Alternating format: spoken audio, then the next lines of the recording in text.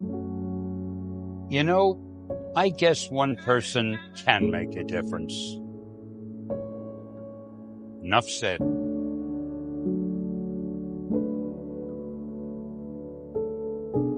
I was told to say an anecdote.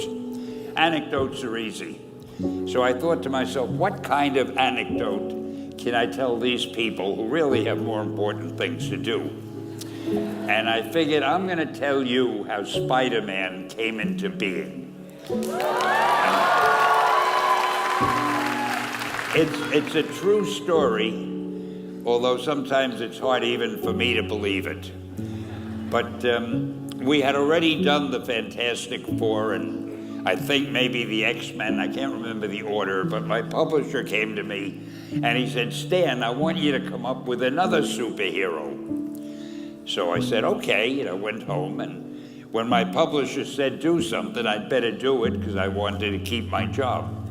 I thought, what can I come up with now? And the most important thing in a superhero at first is the superpower. Once you get that, everything else comes along. So I thought, what power will I give a new guy? And I saw a fly crawling on the wall.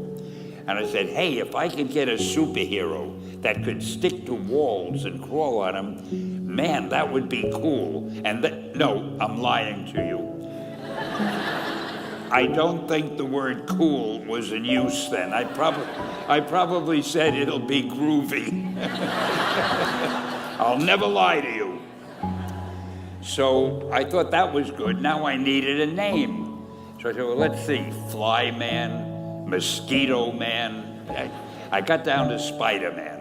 Spider-Man. It just sounded dramatic. So, okay, I had my hero, I had his power, his name, and then I figured just for fun, I'm going to give him personal problems, because except for you people who that your lives are perfect, but most other people have personal problems. And then I thought I'd make him a teenager, because there were no teenage superheroes that I knew of at the time. So armed with all that wonderful material, those great ideas, I ran into my publisher's office and I told him, this was my reaction, the reaction he gave me. Stan, that is the worst idea I have ever heard. First of all, and he started to give me his, because he's a very logical man, very intellectual. First of all, people hate spiders, so you can't call a hero Spider-Man. You want him to be a teenager? Teenagers can only be sidekicks. And you want him to have personal problems? Stan, don't you know what a superhero is? They don't have personal problems. Well, I left the office disappointed, but obviously a much wiser man. And I couldn't get Spider-Man out of my system. So we were about to kill a magazine. I think it was called Amazing Fantasy. It wasn't selling well, and we were sending the last issue to press. When you do the last issue of a magazine, nobody cares what you put in it because the book is dying. Just to get it out of my system, I put Spider-Man in Amazing Fantasy, featured him on the cover, forgot about it. A month later, all the sales figures came in. My publisher came racing into my office. Stan, you remember that character we both loved so much, Spider-Man? He said, let's do him as a series. Now, why am I telling you this? Besides the fact that I have to kill a little time.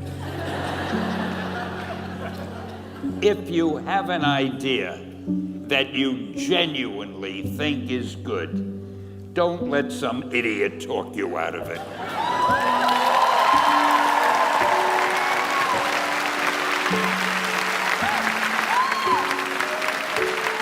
Now, that doesn't mean that every wild notion you come up with is going to be genius, but if there is something that you feel is good, something you want to do, something that means something to you, try to do it.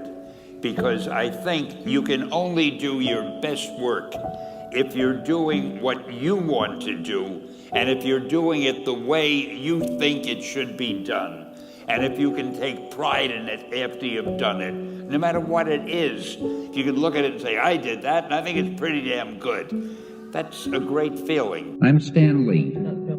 I've been writing stories for the young generation for the past 30 years.